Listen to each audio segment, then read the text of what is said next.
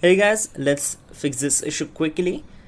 In the first step, we need to press Windows key plus R key together to open run. Then type your services.msc and hit enter.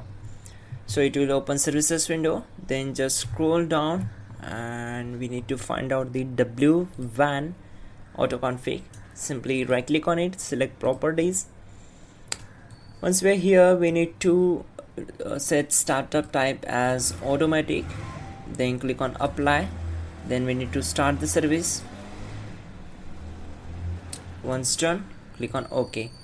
Do the same process for WLAN autoconfig. Right click on it, select properties. So it's disabled, so set startup type as automatic. Click on apply, click on start. So the now service status is running. Then click on OK and close this window. In the next step, we need to go to search bar and type your task manager. Then click here to open it. Click on run new task, select browse button. Now go to this PC, open C drive, then go to Windows folder. In the Windows folder, we need to find out system32 folder. Here it is. Double click on it to open it. Then just scroll down and find out cmd.exe file. Here it is. So select it and click on open. Now check this box and click on OK. Once we're here, close all the background windows and we need to execute some commands. So type all these commands carefully and hit enter to execute them.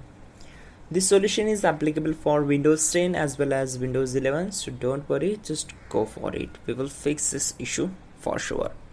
So typing ipconfig /flush DNS and hit enter.